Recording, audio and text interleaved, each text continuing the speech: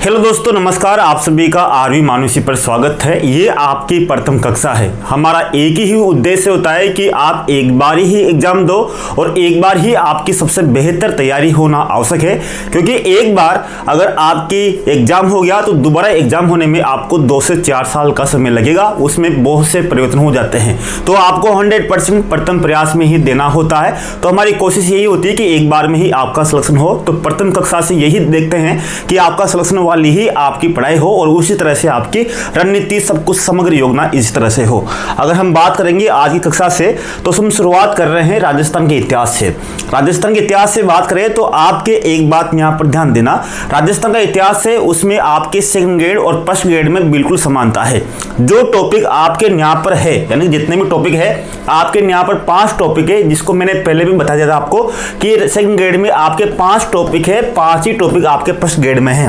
जैसे मान लीजिए आपका फर्स्ट टॉपिक है राजस्थान की प्राचीन संस्कृति सभ्यताएं, जिसमें आपके कालीबंगा, आहाड़, गणेश्वर, विराट 4 सभ्यताएं हैं, तो वैसे की वैसे ही फर्स्ट ग्रेड में है। अगर आपकी बात करें 2022 से क्या किया कि 2022 से सेकंड ग्रेड और फर्स्ट ग्रेड का जो सिलेबस है राजस्थान के इतिहास का, वो बिल्कुल समान कर दिया गया है। और 2022 में अगर बात करें फर्स्ट ग्रेड में और सेकंड ग्रेड में, दोनों से ही हर बार इस टॉपिक से, यानी कि मैं पहला टॉपिक आपको करा रहा हूं फर्स्ट कक्षा में, प्रथम कक्षा में प्रथम टॉपिक है कौन सा? आपका प्राचीन संस्कृति सभ्यताएं, कालीबंगा, आहाड़, गणेश्वर, विराट। तो इसके बारे में बताया था आपको कि राजस्थान के इतिहास से टोटल आपके 12 क्वेश्चन आते हैं, 11 से 12, और 11 से 12 जो क्वेश्चन आते हैं उसमें से आपके इसी एक टॉपिक से 2 क्वेश्चन आते हैं, यानी कि 4 अंकों का मामला इस टॉपिक से होता है। फर्स्ट ग्रेड में 2 क्वेश्चन आते हैं और सेकंड ग्रेड में भी 2 क्वेश्चन आते हैं। अब आपके जैसे संस्कृति विभाग का और आपके जिस तरह से सामान्य शिक्षा विभाग का सिलेबस बिल्कुल समान है, जिस तरह से आपके सेकंड ग्रेड फर्स्ट ग्रेड का सिलेबस समान है, उसी तरह से आपके संस्कृति विभाग का और आपके सामान्य शिक्षा विभाग का बिल्कुल सिलेबस समान है। पहले संस्कृति विभाग में देखेंगे कि आपका कौन कौन से क्वेश्चन हैं, यानी कि आपके कौन कौन से क्वेश्चन पूछे गए थे इस टॉपिक से। फिर आपको समझ में आ जाएगा कि आपको तैयारी किस तरह से होनी चाहिए, आपको क्या नहीं छोड़ना है। सबसे अच्छी बात यह है कि आपको यह मालूम होना चाहिए कि आपको क्या छोड़ना है, क्या नहीं छोड़ना है, क्या आपको अनिवार्य रूप से पढ़ना है। विस्तार से तो आपको पढ़ना ही होगा। अगर आप प्रथम बार तैयारी कर रहे हो तो पहले आपको विस्तार से विवेचन से पढ़ना होगा, दूसरी बार तैयारी कर रहे हो तो रिवीजन करना होगा, और तीसरी बार तैयारी कर रहे हो, क्योंकि एक साल में बहुत सी बार रिवीजन कर सकते हैं, तो तीसरी बार में आपको विवेचन विश्लेषण करना होगा आपको मेरिट लाने के लिए। और हमारा उद्देश्य होता है कि आपको मेरिट ही आए।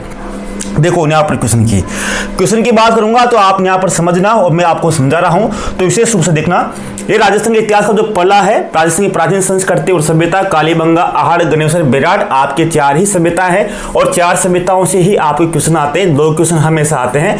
अगर बात करें तो आप गत वर्ष में संस्कृत विभाग का पेपर होता 2022 में, जिसमें आपके 2022 में और 2018 में आपके जीके का पेपर 2-2 शिफ्ट में हुआ था। तो प्रथम ग्रुप ए का जो शिफ्ट का क्वेश्चन पेपर हुआ उसमें क्वेश्चन पूछा गया था, कालीबंगा पुरातत्व स्थल की खुदाई में बीबी लाल के सहयोगी नहीं रहे, यानी कि यहाँ पर पूछा गया था खुदाई, कालीबंगा की जो खुदाई है, खुदाई का मतलब है उत्खनन। क्या पूछा गया था? उत्खनन के बारे में पूछा गया था।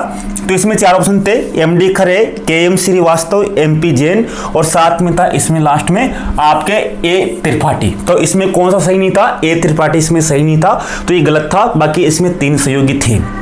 ठीक है, पहले आप क्वेश्चन देख लीजिए। ठीक है, ये वाला क्वेश्चन आप यहां पर समझ गए होंगे। तो पहला क्वेश्चन तो पूछा गया कि कौन से युग नहीं थे उत्खनन में। दूसरा क्वेश्चन क्या था? राजस्थान में ताम्र युगीन सभ्यता के प्रारंभिक केंद्र किसे माना गया है? ताम्र युगीन सभ्यता का प्रारंभिक केंद्र किसे माना गया है?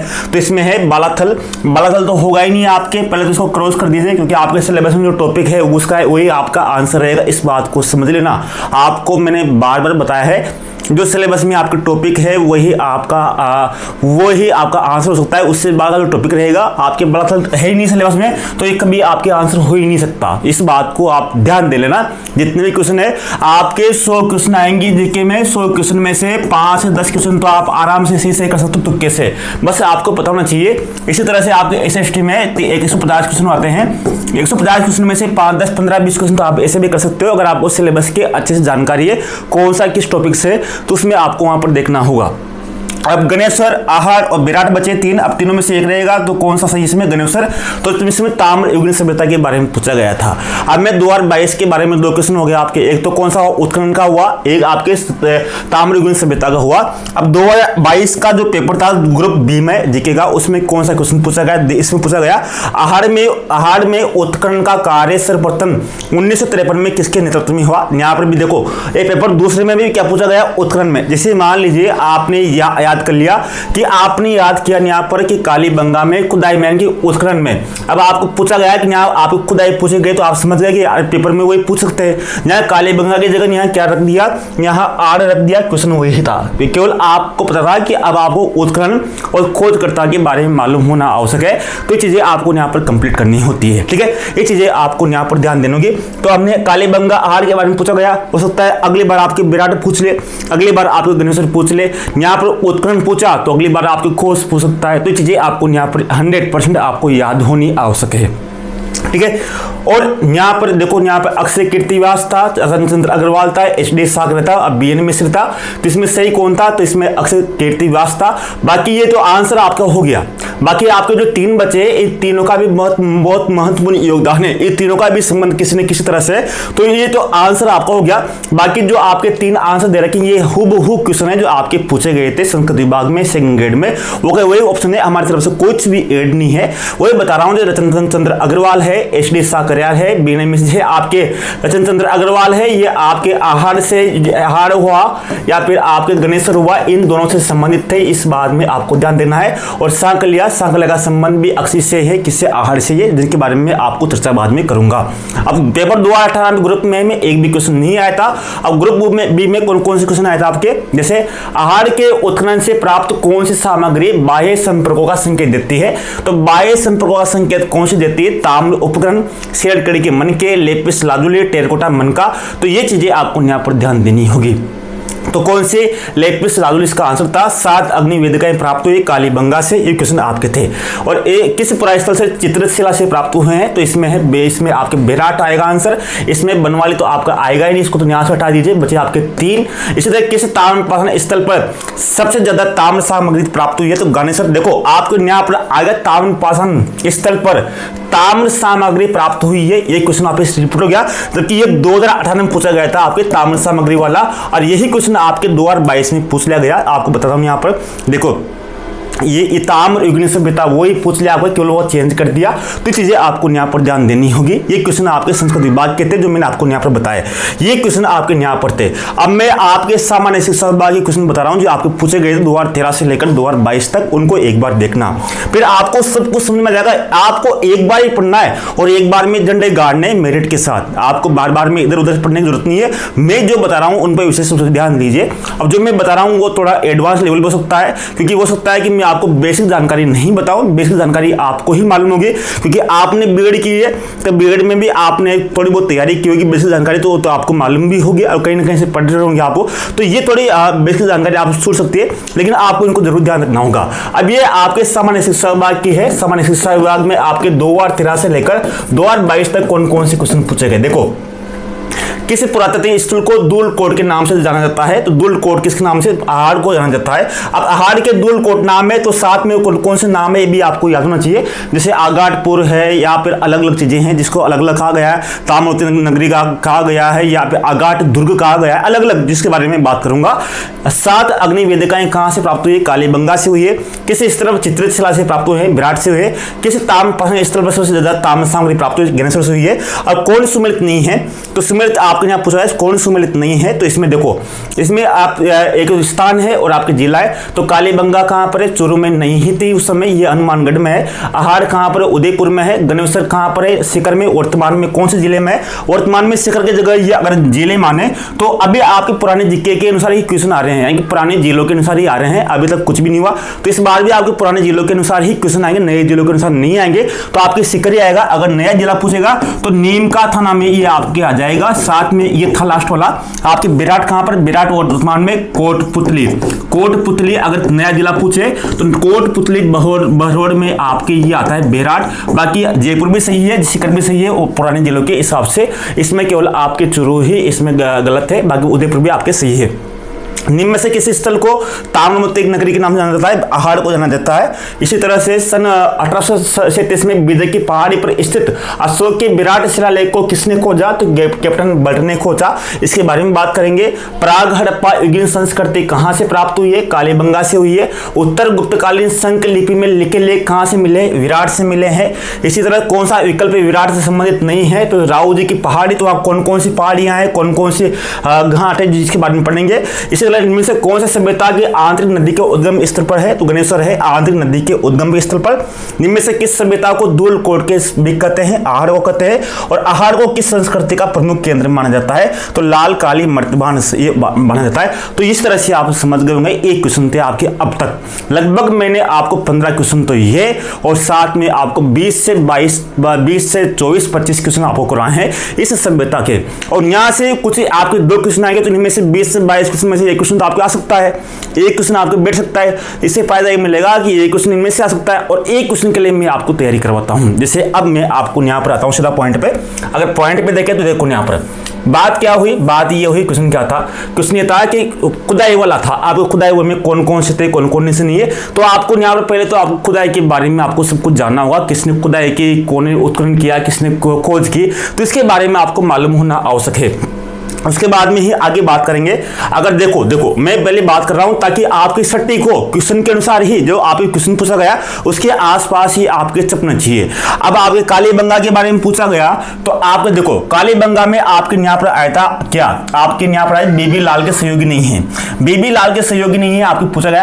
अब बीबी लाल क्यों पूछा गया? अब आप यहाँ एक बात ध्यान देना, बीबी लाल क्यों पूछा गया? तो बीबी लाल इसलिए पूछा गया क्योंकि उस समय इनके निर्देशन में ही वहां पर खुदाई हुई थी, इसलिए पूछा गया था क्योंकि ये बीबी लाल ही वहां के निर्देशक थे। कहां के? कालीबंगा की खुदाई के समय। उसके समय निर्देशक कौन थे? तो बीबी लाल थे। तो बीबी लाल के सहयोगी और थे, यानी ग्रुप था। उन ग्रुपों में जो लीडर कौन थे? तो उसका लीडर था बीबी लाल। और बीबी लाल के कौन कौन से सहयोगी थे तो ये आपको यहाँ पर मालूम होना चाहिए। देखो मैं आपको यहाँ बताऊं, बीबी लाल थे जो निर्देशक थे, उसके साथ ही बीबी लाल के जो टीम में थे वो कौन कौन थे? बीके थापर था, एमडी खरे थे, केएम श्रीवास्तव थे और एसपी जैन थे। ठीक है, ये इतने लोग थे जिनके माध्यम से वहां पर कालीबंगा में खुदाई हुई थी, उत्खनन हुआ था। और वहां पर कब? 1961 से लेकर 1969 तक, यानी कि आप यहाँ बात 1951 में यहाँ पर खोज, यानी 1951 और 52 में यहाँ पर खोज हुई। किसकी हुई? कालीबंगा की हुई। और साथ में 1961 से 51 और 61 में दोनों में पिछले क्या है? एक है। ठीक है, दोनों में समान है, ये आपको यहाँ पर ध्यान देना है। शुरुआत 1951 से शुरू हुई, 1961 से शुरू हुई, उत्खनन 1961 से शुरू हुआ और 1969 तक चला। 1961 से 1969 तक चला।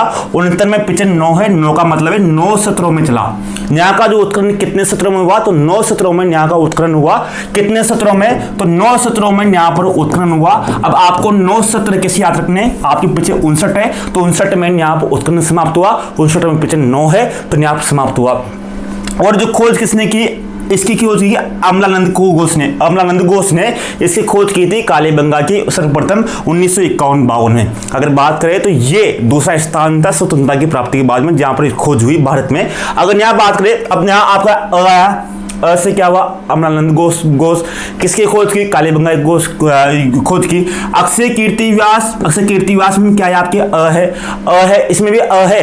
तो अक्षय कीर्ति व्यास में देखो इसकी खोज किसने की? इसने अहाड़ सभ्यता की खोज की। कब की? 1953 में की। अब कब कैसे मालूम चलेगा? आपको मालूम इसलिए चलेगा कि अहाड़ में 3 शब्द है, आहड़। इसी तरह अक्षय कीर्ति व्यास में भी 3 है, तो 3 का समूह है। तो 1953 में भी पीछे क्या है? 3 है, तो 3 का समूह है। अक्षय कीर्ति व्यास आहड़ 3 का है, तीनों का।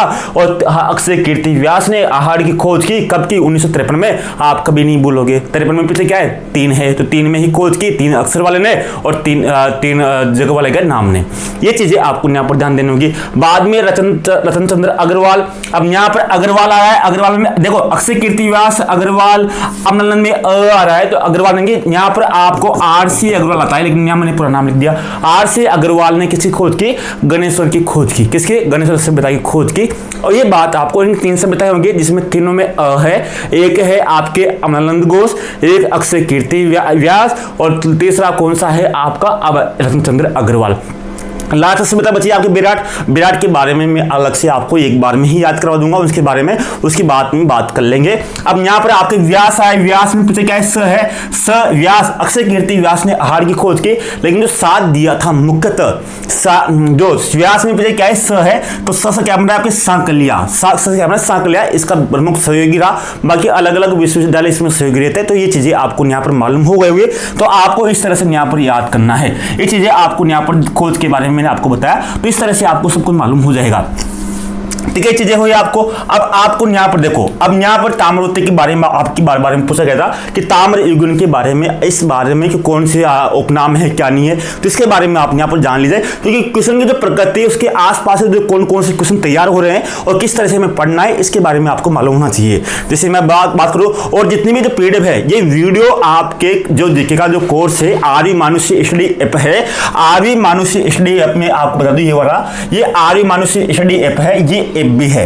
अब इसी ऐप पर, यानी कि इसी ऐप पर ये वीडियो पूरे के पूरे आपके वहां पर एड हो जाते हैं, यानी कोर्स में ये वीडियो एड इसलिए होते हैं क्योंकि यहाँ तो आपके बहुत से विज्ञापन आते हैं, एडवर्टाइज आते हैं, अलग अलग डिस्टर्ब होते हो, आपको मिलते नहीं बहुत समय के बाद में, वहां पर आपको एक साथ ही पूरे वीडियो मिल जाते हैं, साथ में इसके पीडीएफ भी आपको वहीं मिलती है ऐप में, यानी कि जो कोर्स दिया हुआ है, ताकि आपको यहाँ पर कुछ फायदा हो। बाकी कुछ वीडियो है जो आपको यहाँ नहीं मिलेंगे, वो वीडियो केवल वहीं एड हुए हैं जीके कोर्स में, क्योंकि बच्चों को जिन्होंने पैसा दिया है, कुछ थोड़ा बहुत जो पैसा दिया है उनको भी एक्स्ट्रा अलग कुछ चीजें मिलनी चाहिए, इसलिए हमने बहुत सी पीडीएफ है, बहुत सी चीजें वीडियो अलग अलग है, वो उनके लिए स्पेशल है। बाकी जो ये वीडियो है, ये वीडियो भी आपके वहां पर जीके कोर्स में ऐड हो जाते हैं। बहुत से व्यक्ति बोलते हैं सर हम हमारे वहीं ऐड कर दो, तो आर्य मानुष्य स्टडी ऐप में, क्योंकि वहां केवल हम वॉइस अध्यापक की ही तैयारी करवाते हैं, आपकी जीके की और सामाजिक की। तो अगर आप भी वहां पर चाहो तो वहां पर आप इन वीडियो को देख सकते हो, और वहां पर आपको इसकी पूरी पीडीएफ मिल जाएगी, तो वहां पर आप इसको देख लेना। अब बात यहाँ चलते हैं, देखो यहाँ पर बात की थी तो ताम्रयुगीन सभ्यता की बात की थी, साथ में बात की उपनाम की बात की, दुलकोट भी आपका आया था। तो यहाँ पर हम बात कर लेते हैं उपनामों की। अब मैंने खोज की बात कर ली, अब देखो यहाँ पर आपको ध्यान देना है। देखो हाड़ को ताम्रवती सभ्यता भी कहते हैं, ताम्रवती नगरी भी कहते हैं, लेकिन ताम्रयुगीन सभ्यताओं की जननी किसे कहते हैं? गणेश्वर को कहते हैं। ये बात आपको यहाँ पर देना, जननी किसको कहते हैं? गणेश्वर को कहते हैं। गणेश्वर में लगभग यहाँ पर 99% क्या मिला है? तांबा शुद्ध मिला है। तांबा क्या मिला है? यहाँ पर शुद्ध मिला है, और यहाँ पर कांटा भी मिला है, किसका? मछली पकड़ने का कांटा भी मिला है, और यहाँ पर पत्थर का उपयोग, यानी पत्थर के बांधों का उपयोग भी हुआ है। ये चीजें मैं आपको अलग बता दूंगा, ये बात नहीं आप ध्यान रखना कि ताम्रवती सभ्यता तो कौन सी है? आहार है। ताम्रवती नगरी कौन सी है? आपकी आहार है। लेकिन जो जननी है ताम्रयुगीन सभ्यताओं की जननी है, उसको गणेश्वर को कहा जाता है। किसको कहा जाता है? गणेश्वर को कहा जाता है। अब बताओ गणेश्वर की खोज किसने की थी? आरसी अग्रवाल। ये ध्यान रख लेना, 3 आहार, अक्षय कीर्ति व्यास 1953 3 अमलानंद घोष, आपको यहाँ पर ध्यान देना है। इसी तरह से आहार को बनास संस्कृति भी कहते हैं। उपनामों की बात कर रहा हूं, क्यों? अब देखो मेरे पास जो आहार सभ्यता है वो आहार नदी किनारे। किस नदी किनारे? आहार नदी है। आहार नदी आगे जाकर बेडेस में मिलती है। अब बेडेस आगे जाकर कहाँ मिलती है? बनास नदी मिलती है। अब बनास नदी मिलती है तो बनास की साइड नदियां हैं, इस कारण बनास की जो पेटी में बसी सभ्यता है, इस कारण इसको बनास संस्कृति भी कहते हैं। और वहां पर एक वर्ष की आकृति मिली है जिसको बनासीन बुल भी बोलते हैं। बनासीन बुल कहाँ मिला है? आपके आहार सभ्यता मिला है। आहार संस्कृति किसने कहा? एच.डी. साकल्या ने, यानी कि एच.डी. साकल्या ने इस सभ्यता को आहार संस्कृति कहा। किसने आहार संस्कृति कहा? तो एच.डी. साकल्या ने कहा। अगाध दुर्ग किसने कहा? गौरी शंकर ओझा ने कहा आहार सभ्यता को। दुलकोट का मतलब क्या? मृत्यु का टीला। ये चीजें आपको यहाँ पर याद होनी चाहिए, तो ये याद आपको यहाँ पर हो गई होगी। ठीक है, अब आगे बात करते हैं। ये चीजें आपको, यानी कि चंद्रशेखर अग्रवाल का संबंध किससे है? अक्षय कीर्ति व्यास, एच.डी. साकल्या, ये आपको यहाँ पर याद हो गए होंगे पूरे के पूरे। अब आपको यहाँ से अलग से कुछ भी याद करने की आवश्यकता नहीं है, आपके पूरे के पूरे वहां पर आप चीजें मिल जाएगी। ये ताम्र। अब यहाँ पर क्वेश्चन है, देखो यहाँ पर क्वेश्चन आया है कि अब यहाँ ध्यान देना कि कौन से आहार के उत्खनन से प्राप्त कौन सी सामग्री बाह्य संपर्कों का संकेत देते हैं? बाह्य संपर्क यानी विदेशी स्रोत, तो इसमें लेपिस मांजुली। अब आपके लेपिस मांजुली था कि अब आहार के बारे में ये पढ़ना होगा कि आहार में ऐसी कौन कौन चीजें और है, या अन्य सभ्यताओं में ऐसी कौन कौन चीजें हैं जो विदेशी सबूत देती है कि वहां से विदेशों से हैं। अगली बार अलग क्वेश्चन पूछ लेगा, लेकिन ये याद तो गम है कि यहाँ से अब अगली बार एक क्वेश्चन आ सकता है। तो हमें तैयार रहना होगा, मेरिट में लाने के लिए हमें तैयार रहना ही होगा किसी भी तरह से, आर पार चाहे कुछ भी क्वेश्चन आ जाए। तो यहाँ पर मैं आपको बता दूं, देखो आहार के बारे में बताऊं तो आहार के बारे में देखना, यहाँ पर आहार के बारे में देखने से पहले आपको यहाँ देखना होगा आहार में तीसरी शताब्दी ईसा पूर्व से प्रथम शताब्दी ईसा पूर्व तक यहाँ पर तांबे की 6 यूनानी मुद्राएं मिली। कितनी? तांबे की 6 यूनानी मुद्राएं कितनी मिली? 6 मुद्राएं। और 3 मोहरें मिली थी। कितनी मोहरें? 3 मोहरे, 3 मोहरे। और लेपिस मांजुली यानी कि 1 3 6, एक तो लेपिस लाजुली मिली, 3 मोहरे मिली, 6 मुद्राएं मिली, यानी कि ये 6 की 6 जो जितनी भी थी ये सब विदेशी थी, यूनानी थी। लेपिस मांजुली भी क्या थी? विदेशी थी। 3 मोहरे भी क्या थी? विदेशी थी। और जो मुद्राएं मिली यूनानी वो भी विदेशी थी। अगर मोहरे की बात करें तो एक मुद्राओं की बात करें तो एक मुद्रा पर तो एक और तो त्रिशूल का अंकन है और दूसरी तरफ अपोलो देवता का अंकन है। यानी कि इसकी आहार की जो अगर आड़ में देखें तो आड़ में अ है, अ से क्या बन रहा है आपके? अपोलो, अपोलो में अ है। अक्षय कीर्ति व्यास में क्या है? अ है। इस तरह से ध्यान रख लेना, उसमें अपोलो की मूर्ति भी वहां पर मिली है। और यूनानी भाषा में इन मुद्राओं पर लेके तो कितनी मुद्राएं? 6 मुद्राएं, 3 मोहरे, लेपिस लाजुली। तो आपको क्वेश्चन ये पूछा था लेपिस लाजुली। देखो क्वेश्चन यहाँ पर क्वेश्चन यही था आपकी लेपिस लाजुली का। देख लीजिए यहाँ पर एक क्वेश्चन यही था। अगर देखें तो क्वेश्चन यही था कि लेपिस लाजुली। एक क्वेश्चन बताता हूं आपको, ये देखो एक क्वेश्चन, उत्खनन से प्राप्त कौन सी सामग्री 22 संपर्कों का संकेत देते? Lapis lazuli. ये वाला क्वेश्चन आपका न्याय था। ठीक है, अब इसी तरह से अगर न्याय मिला तो आपने देखो विराट में तो न्याय पर कितनी मिली थी? न्याय पर कितनी? 6 मुद्राएं मिली थी, लेकिन न्याय विराट में 36 यूनानी मुद्राएं मिली थी। कहां पर? विराट में। अब विराट में पूछ सकता है तो विराट में न्याय पर 36 यूनानी मुद्राएं मिली थी। इनमें से 8 तो चांदी की थी और 28 जो बची, 8 तो क्या हुई? चांदी की, जिसको पंचमाक या आहत सिक्के बोलते हैं। राजस्थान के सबसे प्राचीन सिक्के आहत या पंचमार्क सिक्के कहलाते हैं। राजस्थान के सबसे प्राचीन सिक्के जो कहां से मिले? विराट से। बाकी बचे 28 में से 16 तो मिनंडर के सिक्के थे और बाकी जो बचे जो 12 जो सिक्के थे वो इंडो ग्रीक सिक्के थे। ये आपको यहां पर याद होना चाहिए। ठीक है, चीजें आपको यहाँ मालूम होगी जो मैंने आपको बताया। तो इस तरह से आपको यहाँ पर ध्यान देना होगा कि कौन कौन सी क्या क्या चीजें हैं। तो ये चीजें मैंने आपको बता दी, पूरी की पूरी चीजें आपको क्या याद करनी क्या याद नहीं करनी। तो ये चीजें अब थोड़े बहुत मैं बता दूं आपको विराट के बारे में। मैंने कहा था आपको विराट के बारे में लास्ट में मैं आपको एक संक्षिप्त बता दूंगा याद करने का तरीका। तो किस तरह से देखो यहाँ पर विराट में क्या है आपके यहाँ पर? ब है। क्या है आपके यहाँ? ब है। तो विराट किस नदी किनारे है? तो बाणगंगा नदी किनारे है। कहां पर है? बाणगंगा नदी किनारे। कहां पर वर्तमान में? ये ब रोड में है। ब रोड में क्या है? ब है। कोटपुतली बह रोड, अगर ये नया जिला के अनुसार और पुराने जिले के अनुसार तो ये वर्तमान में जयपुर में ही है। तो अब देखे बाणगंगा नदी किनारे ब रोड में है। खोज किसने की? विराट में ब है तो बल्ट ने खोज की, यानी कि खोज का मतलब पता लगाया। किसने लगाया? 1830 में बल्ट ने इसका पता लगाया और साथ में ही ब रोड में है। अगर बात बनर्जी में ब है तो NR बनर्जी यानी कि नीलरतन बनर्जी और कैलाशनाथ दीक्षित ने। ये में आप देखोगे तो 1962 में क्या लिखोगे? 62 में क्या है? ब आ रहा है तो बस में 62 से शुरू हुई तो 62 में ब है तो विराट में क्या है? ब है। तो 62 विराट में दोनों में क्या है? ब। तो 1962 में इसके उत्खनन की शुरुआत हुई। कब हुई? 1962-63 में विराट में, यानी कि 62 में। कब? किसके नेतृत्व में? बनर्जी के नेतृत्व में ब है। कैलाशनाथ दीक्षित ने इसका सहयोग किया। इसी तरह से यहाँ इसका जो शिलालेख है, जो बाबरू शिलालेख है, ब है। क्या है आपके यहाँ? ब है। बाबरू में ब आता है। कहां पर है? बंगाल में है। कहां पर है? बंगाल की जो राजधानी है कहां पर? कलकत्ता में है। तो ये चीजें आपको बिल्कुल याद होगी कि बंगाल की जो राजधानी है कहां पर है? कलकत्ता में। बाबरू शिलालेख वर्तमान में कहां पर है? ये कहां है? बंगाल में है। ब कहां से मिला? बाबरू शिलालेख बिजली डोंगरी से। इसका विस्तृत जो उत्खनन किसने किया? ब। भंडारकर में बी, यानी कि बी का मतलब ब। तो भंडारकर ने इसका विस्तृत अध्ययन किया। इस तरह से आप याद कर सकते हो, ब से याद कर सकते हो। बहुत सी चीजें यहाँ पर याद हो गई। इसी तरह से मैं आपको कुछ अंतर बता दूं, जैसे कालीबंगा में और आहाड़ में। अगर यहाँ बात करें कालीबंगा की बात करें, सर्वप्रथम जो प्रकाश में लाए, प्रकाश में कालीबंगा को जो लाए तेसीतोरी लाए। तेसीतोरी कहाँ के थे?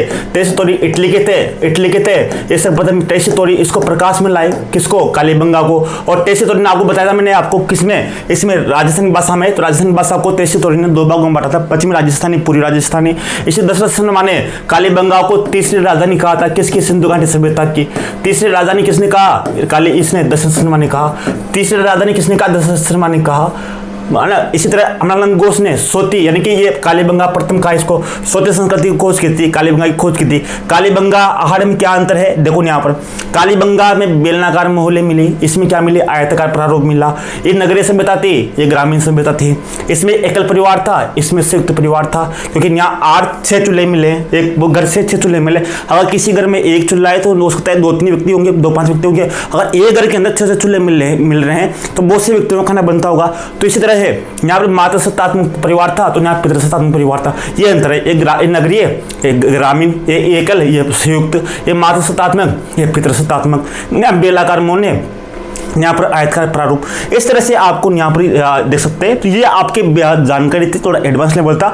हो सकता है कि जो आपके सिंपल साधारण चीज़ें हैं वो आपको मैंने नहीं पढ़ाया, क्योंकि मैं चाहता हूँ कि आपका इस बार सिलेक्शन हो, अच्छे से हो। और जो जितनी पीडीएफ है, जो वीडियो है, ये आपके कोर्स में भी ऐड हो जाएगा, वहाँ पर आप आराम से देख सकते हो, ताकि यहाँ से आपके बाकी ढूंढने में दिक्कत नहीं आए। मिलते हैं अगले कक्षा में। अगले कक्षा में बात करेंगे आपके, तो नेक्स्ट वीडियो रहेगा आपका, नेक्स्ट वीडियो कौन सा आपका रहेगा, ये वाला 8वीं सदी से 18वीं सदी तक राजस्थान का जो इतिहास गुजर प्रत्यार रहेगा आपका। अगला जो आपका टॉपिक रहेगा वो रहेगा गुजर प्रत्यार। तो गुजर प्रत्यार के बारे में पढ़ेंगे, तो ये गुजर प्रत्यार के बारे में देखेंगे। तो अगला टॉपिक गुजर प्रत्यार पढ़ेंगे, उसके बारे में इस तरह अध्ययन देखेंगे, कौन कौन से क्वेश्चन पूछे गए, किस तरह से पूछे गए, इनके बारे में अध्ययन करेंगे। और आपने आर्य मानसिक स्टडी ऐप डाउनलोड कर लिया होगा, नहीं किया हो तो फटाफट कीजिए। एक बार अगर गलती होगी तो आपको 3 साल आपको भुगतना पड़ेगा। इसलिए अगर सिलेक्शन चाहते हैं तो एक बार ही आपको प्रयास करना होगा। जो भी प्रयास करें दिल दिमाग से, किसी भी तरह से आपको सोच समझ कर ही प्रयास करना होगा। जो आपको सिलेक्शन दिलाए, जिस पर आप ट्रस्ट कर सकते हैं, वो आप अच्छे से चुनिए और उसके साथ आप निरंतर अध्ययन करते रहिए। और इस बार भी समय लग जाए, थोड़ा बहुत समय लग जाए या थोड़ा बहुत ज़्यादा मेहनत कर ले, लेकिन सिलेक्शन इस बार लेना ही है। धन्यवाद, नमस्कार, जय हिंद दोस्तों।